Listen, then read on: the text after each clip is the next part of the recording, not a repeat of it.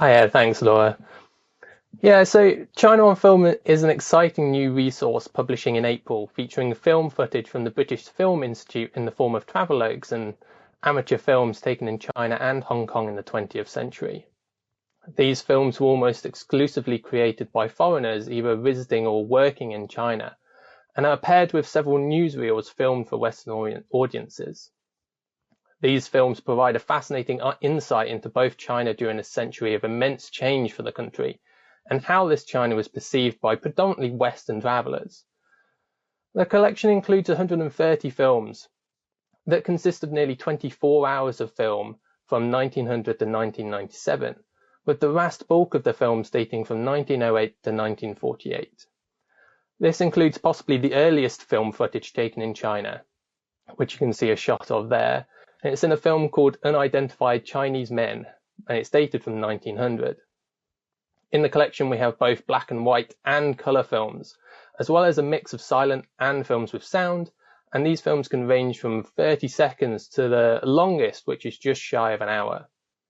We will be providing accessibility options with the films in the forms of transcripts and audio description to ensure these films are accessible to a wider audience than they ever have been before.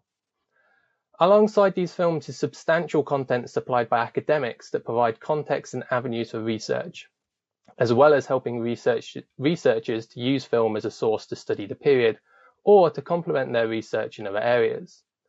This content covers both written and video essays. The written essays cover topics from trade, war, and society. And there will also be free exhibitions that will pair discussions of issues such as gender with stills from the films themselves, providing another method of demonstrating how films can be used in research. Of the video interviews, importantly, we have Charlotte Brooks discussing the Western perspective of the films and how to understand the inherent bias that is apparent. As mentioned, these films all originate from the 20th century, a period of particular interest to historians and students. The 20th century was a period of immense change in China, as the country saw the final days of the 276-year-old Qing dynasty through to the establishment of a communist state. Alongside the growing modernization of the country, multiple wars, and an ever-changing relationship with the West. These films help shed a light onto these events through formal newsreels that were designed to inform Western audiences, but also through the lenses of travellers and amateur filmmakers. There's also a significant number of films that focus on everyday life in China during this time.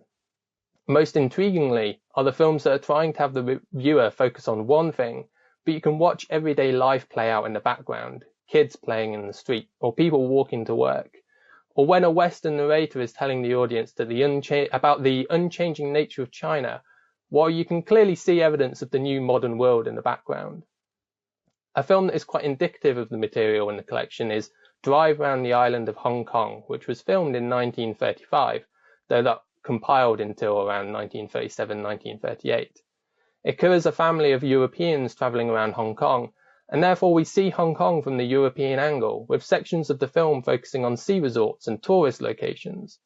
But as I mentioned earlier, as with many of our films, it can be what we see in the background as the camera pans, where some of the beauty of this content lies.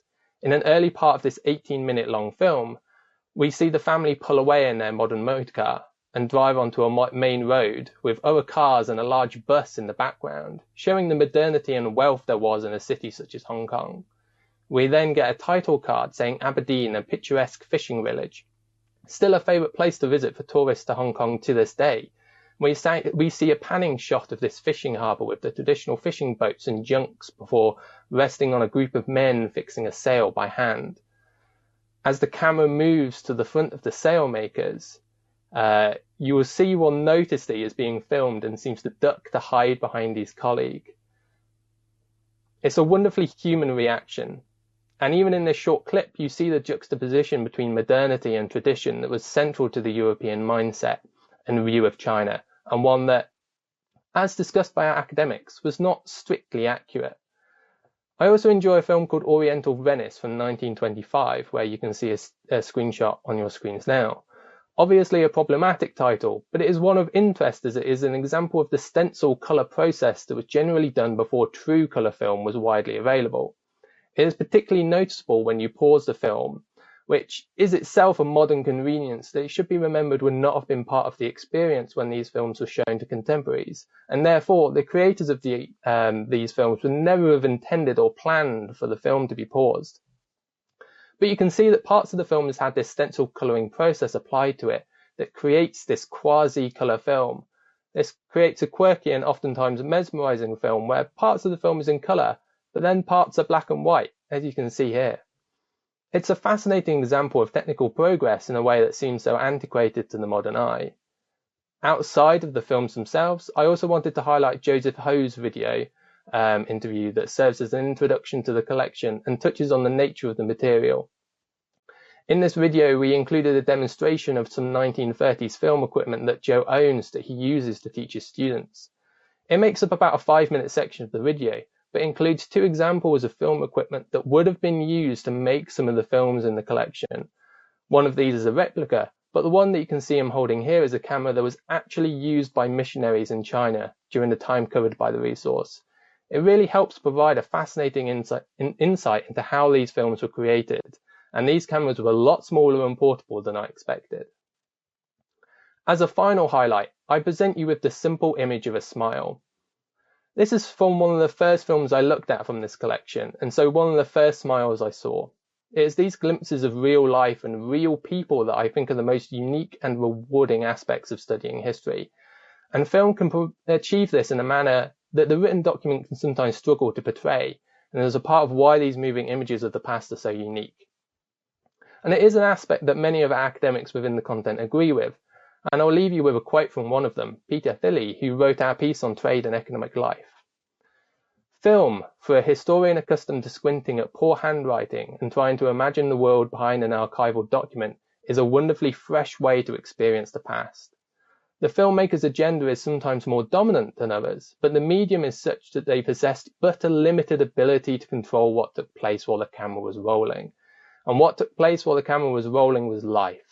Human beings, a century ago, going about their business. The human beings of the past are still recognisably people. A smile from a person long dead, captured on film, reminds us of this. Thank you.